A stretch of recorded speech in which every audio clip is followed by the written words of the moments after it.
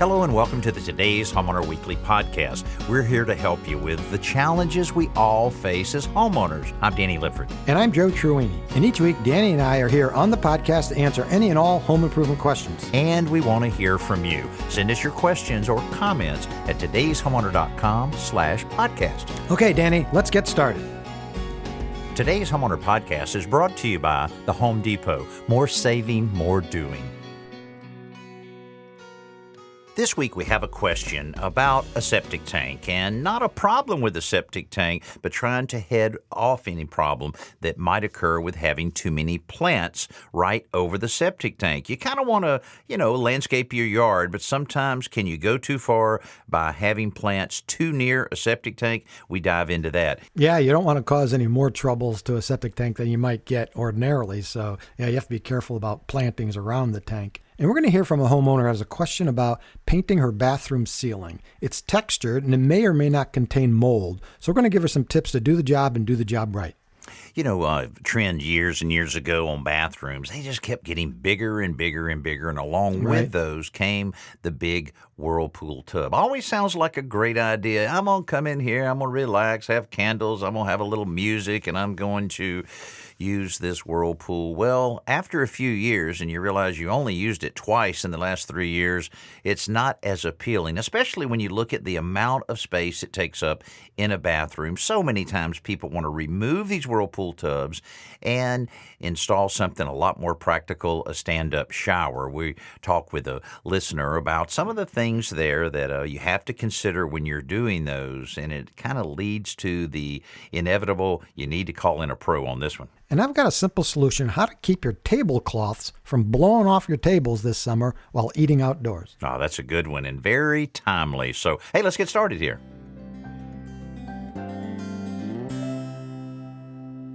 Right now, we're going to check out a question about a septic tank, and we have Jason on the line. Jason, welcome to the show. Hey, thanks so much for taking my question. Absolutely. Tell us what's going on there and what you're thinking about. Yes, sir. The family and I recently purchased a home, and the home itself has a septic tank on the property to handle the wastewater from the home. And I'm fairly new to that part of home ownership. And they're on site. The previous owner has planted, I guess, a banana plant or a banana tree. Sure. That marking the location of the septic tank. Mm-hmm. And that's a good way to find it. Yeah, I guess so. There aren't any other trees or shrubs in the area. That's the only one. And I started doing a little research online, and from what I could tell, most advice was don't plant directly over the septic tank. It's kind of concerning me, and anyway, I was wanting to get a little help and guidance. I guess I'd like to identify the location of the septic tank so I can maybe have a clean out installed for maintenance purposes down the road. Okay. Well, I'll tell you what, a couple things to think about here. To have any kind of plant directly over a septic tank, of course, restricts your access to it in those rare situations where you have to remove a section of the lid to have the septic tank pumped out. So that's the biggest problem with having it directly over the tank.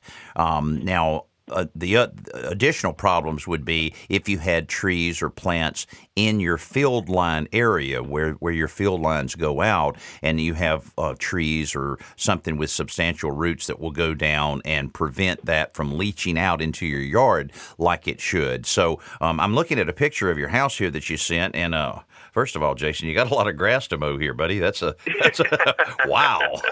Yeah. So you need. It takes about an hour and a half. Yeah. Well, you'll have to. Yeah, that's pretty good. But you know what? I in the house that I grew up in had a septic tank, and it had a banana tree planted right at it. And it was amazing how, because of the amount of fluid that would get to it and the water that would get to it, this thing would get 25 feet tall in the course of a summer. In the winter, it would kind of die off and so forth. And it would even grow bananas up to a certain point where we would always go, we're going to have bananas in our yard. And of course, it would get to that point where it just didn't have a long enough growing season to produce, mature bananas. But it definitely was influenced greatly by the water that got to it. So, but to find the top to that, Joe, what the things that the septic tank guys use all the time. That's the T handle with the long steel rod. I don't know. It was some kind of probe that they use to probe down into that. I wonder if that's something. I've never seen those where you could buy them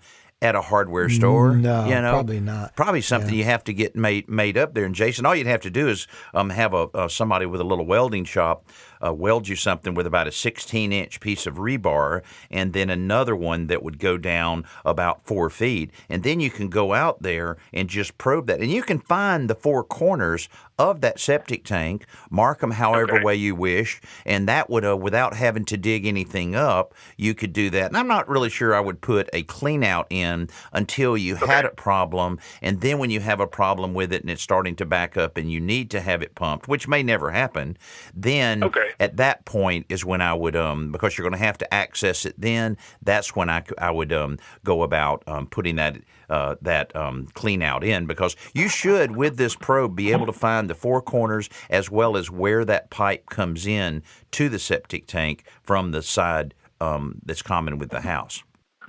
Okay. All right. Jason. And so is there any concern with the plant over the tank? Should we cut it down? Jason, I live with a septic tank, and I would never plant anything near it, especially, as Danny mentioned, anything near the leach fields, because the trees are programmed to find, the roots are programmed to find water, right? Any moisture. Right. And they're going to get into the leach field or into the tank. And so I don't think there's any reason to have a tree over it to mark where the septic tank is. You should know where the septic tank is. And if this is a modern septic tank, it's going to have clean out lids on it, because you're going to have to pump it out. That solid waste is going to have to go somewhere, right? The liquid waste will go into the leach fields, right? Which is what commonly happens. But you should find two clean out lids. Now, I don't know how deep this is. Hopefully it's not too deep. If it is, you can buy risers that fit on top that'll raise it up, so maybe you only have to dig down a few inches to reach them.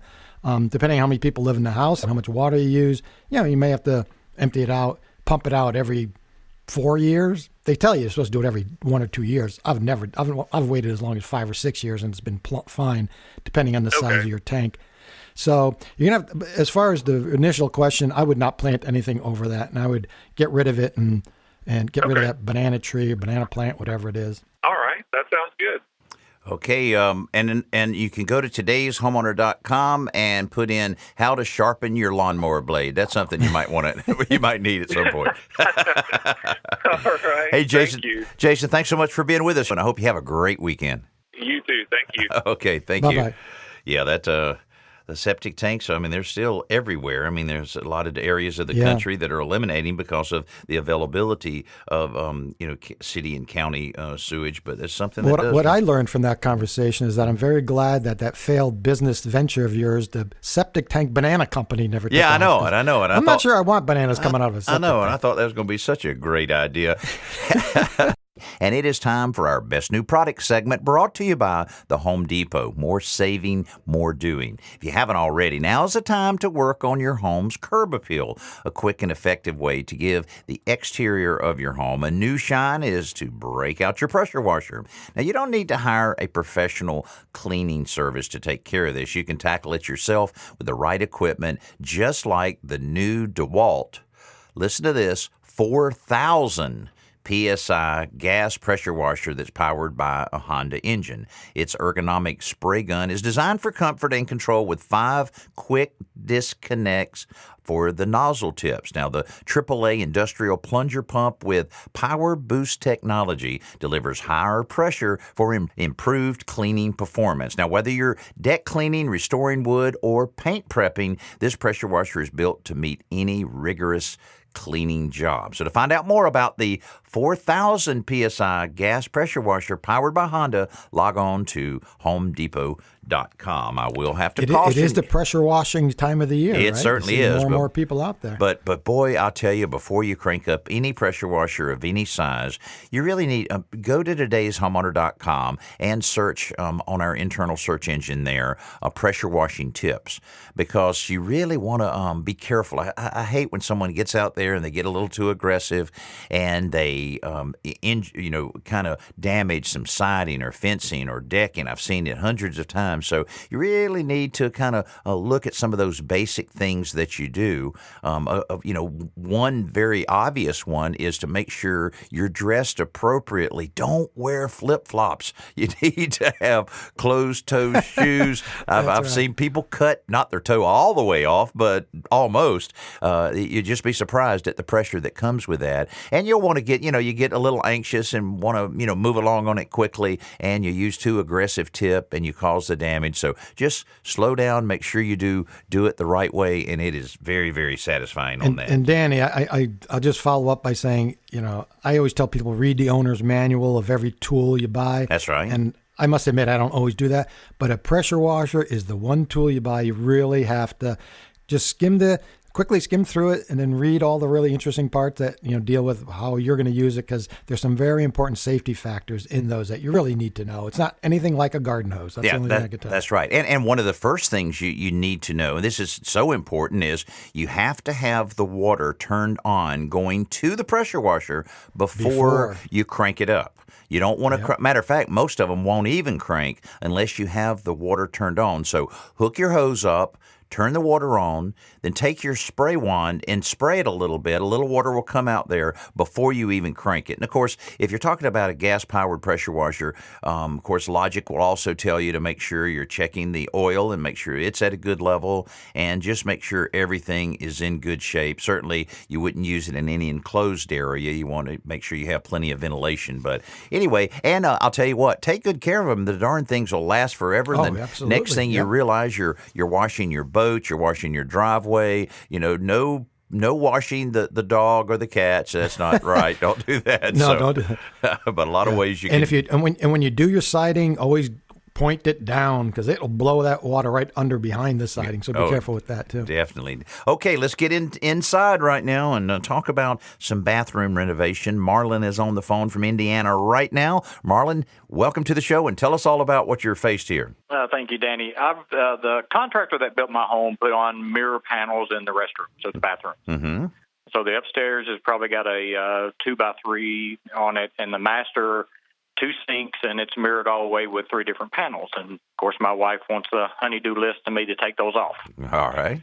So I've heard piano wire to cut them off. I've looked online, and I've seen somebody using leveling wedges behind them to pop them off, and I'm just wanting some good recommendations with little damage and no glass in my face. Yeah, good. And no trips to the emergency room. That's the main goal there.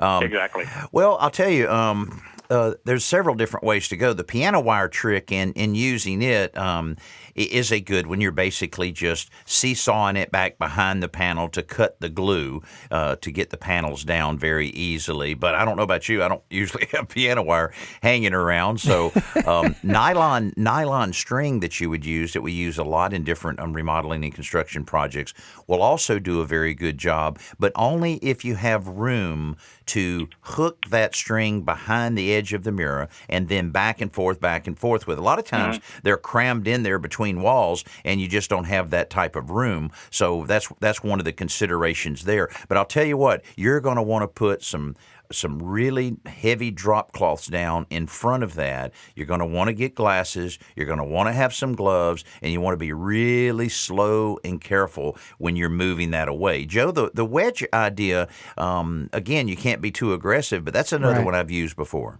Yeah, Marlon, those are the 2 basic ways to remove, right, with wedges or wire. And if you want to try the wire, if you can slip a wire behind it, they make a product that's called windshield cutout wire. Windshield cutout wire. You can get it at an auto parts store, or you can get it on Amazon for about $10. And it's essentially a thin wire that has some like abrasive. I wouldn't say it has teeth on it, but it's made for cutting windshields out of cars that, where they have like silicone around it. And that works really well if you can slip it behind it and move it back and forth. But the wedges also will work. Now, you have to be really careful and go very slowly, and you tap in. There are lots of wedges depending on how much mirror you have, and you tap each one little by little by little. And when I first tried this, I thought this is never going to work, because I figured it was going to shatter it. But little by little, they do pull the mirror off the wall. Now, you're trying to do this without damaging the wall. I can tell you right now, you're going to have damage on that wall. There's no way that glue is going to come out. it's going to pull off that paper from the drywall. So those, I would try the cutout wire if you can find that first. Okay. The bathroom upstairs is probably work, but the master has like 3 panels side by side butted up against each other, so that I know that I can't get it in between those. So. Right. Maybe start with the middle one, and then you'll have access to the ones to the right and left. And also a thin putty knife. Sometimes you could go around the perimeter of that and make that come out. But boy, you got to be careful on that one. We don't want you to get any kind of cuts or to have that mirror shatter like that. All right, let's head back to the Today's Homeowner Hotline. Right now we have Jill on the phone from California. Thank you very much. Glad to be here. All right, hope we can help you. What are you pondering? I think I'm beyond help at this point, but... Well, then you've come to the right place. That's right. Yeah, okay, good. Back in 1980, as a matter of fact, when I built this house, I put in a double jacuzzi. For what reason, I don't know. It was not well thought out. It was not a Seemed good like a plan. good idea in the 1980s, right, Jill? Well, it seemed like it, but the problem is when you have something that's going to hold maybe 200 gallons and you have a 50-gallon hot water tank, it doesn't work out. Anyway, this old tub, I want to remove it and put in a standalone shower. And what I've seen is that there are standard pans. I don't know if you can make your own shower pan. This thing is like 5 feet by 4 feet, and the sides are 2 feet high. Right. I could take it out, but I don't know where to go from that. I haven't had anybody come over to give me an estimate, but in that time, what we required was green board on the wall. You know, the moisture-resistant drywall, right, yeah. Yeah. So I don't know what might have to be done, if it's standalone and if it can be supported that way, if I would have to do anything extra to the wall. Okay. Well, there's several, I'm just not sure. Yeah, there's several different options. A lot of times when you have a footprint of a tub like that, it may be hard to get a standardized pan. If you can, that's certainly the least expensive way to go, but a skilled tile contractor can easily build a custom pan, and it has a piece of vinyl material under it in order to keep it nice and waterproof. So, kind of an old-fashioned way of doing it, but still done every single day. And that could conform that to get exactly where you want it. And then you would use a cement backer board on your wall, waterproof that, and then go with the tile or whatever material that you would be covering that. So I think the key thing is I would get a remodeling contractor, get 2 or 3 of them to come out and make sure they routinely do that type of work, and then let them make a recommendation. Because, the thing about it is this is something they've done many, many times. They may have the perfect solution for you because it's going to take a bit of aggressive work to get that large tub out of there. Then the options that you have after that's out, you'll have several different ones there. You'll also have to decide whether you use a shower curtain or a actual glass door is some of the other things you'll have to decide on. Yeah, the thing that I wanted to know is the walls with the green board are all tiled now, and there is a shower that comes into the tub.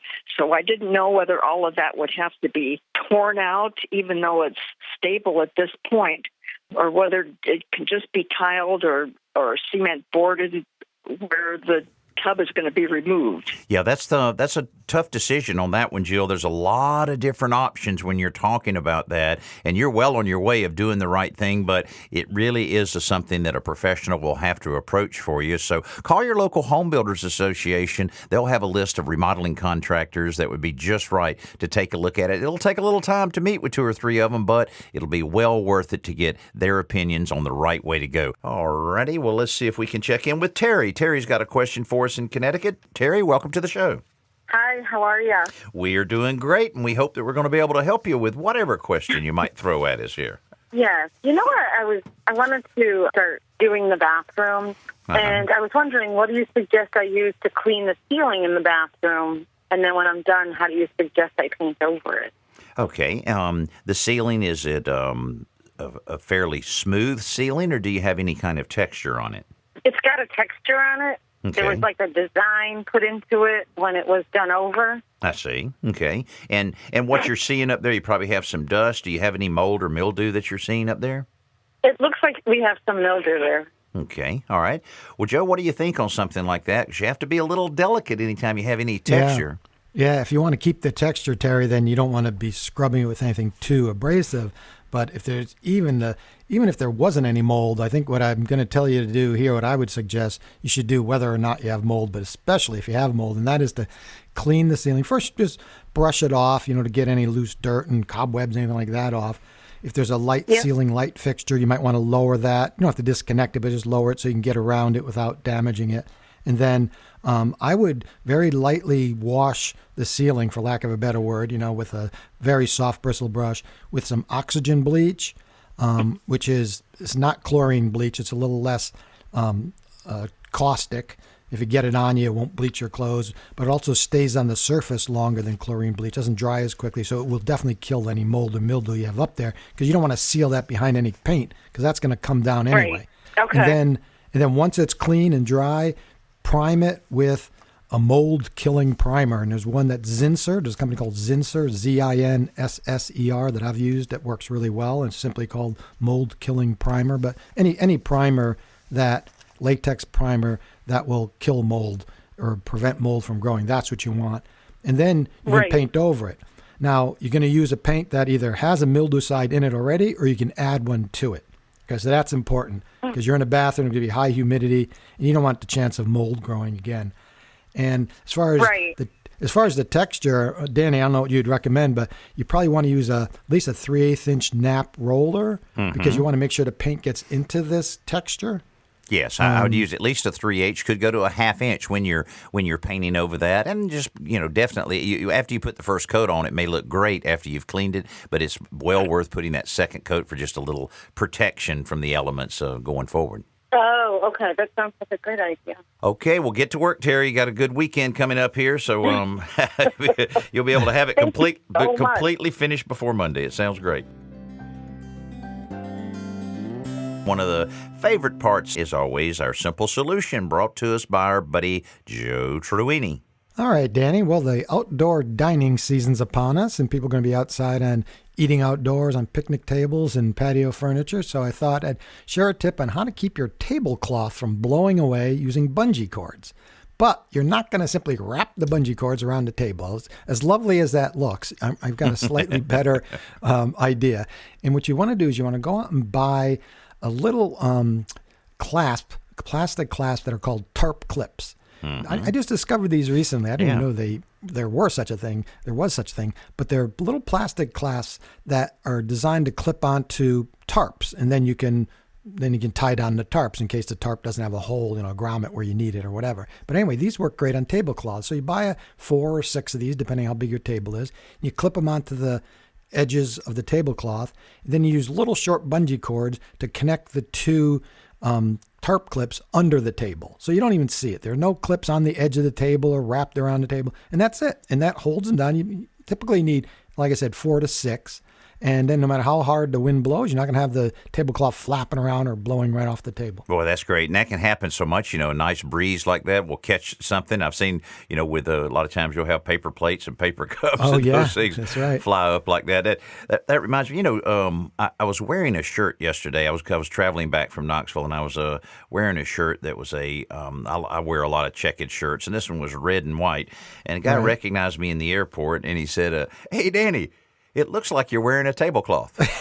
I didn't take that as much of a compliment, but anyway, I looked down. I go, "Why, yes, it does look a bit like a tablecloth." So thank you, and hope you enjoy my radio show and TV show. But I wasn't sure where you were going with that. You said I was flying home from Knoxville. I was wearing a shirt, and I'm like, "Yeah, I think I wore a shirt last time I flew home from Knoxville too."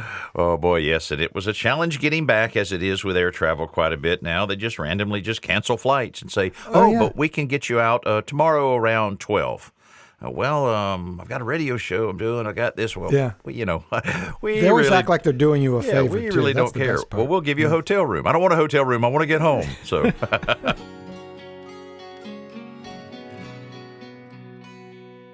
On this week's podcast question of the week, which you can send us one right now by going to todayshomeowner.com/podcast podcast. Kathy from Mississippi says, can I use instant granite refinishing on bathroom countertops and a surround around a bathtub? If so, is there a certain type of sealer or caulking that I should use around the tub and sinks? Well, Kathy, you're probably talking about a variety of different finishes that's available, and they come in kits mostly, that you're able to turn an ugly laminate countertop into a really nice looking granite. I mean, we've had some great experiences that, and we've used it a lot on our television show. And certainly you can go over to todayshomeowner.com and put in granite finish countertop and see a number of videos and a number of different pieces of information we have there. On the countertop, it works great. No problem at all, on no hesitancy at all on recommending that. But Joe, when you have a bathtub area like that, almost nothing can you use on the walls. Now, I've heard a lot of people using epoxy paint on some of the ceramic or some of the walls there. I mean, that's not going to last forever, but a finish like the granite refinishing kits that are available, I wouldn't recommend that, and they don't recommend it either. Yeah, right. As far as applying it to tile, and we're assuming that the surround around the bathtub is tile. And when she's mentioning instant granite, I'm not sure exactly what type of instant granite she's talking about. There's some that are sheets. It's essentially vinyl sheets. You peel off the backing and you press it into place. And that works really great. And as soon as you press it down and trim it off, it's like instant granite. You know, it's not granite, but I mean, the job's done.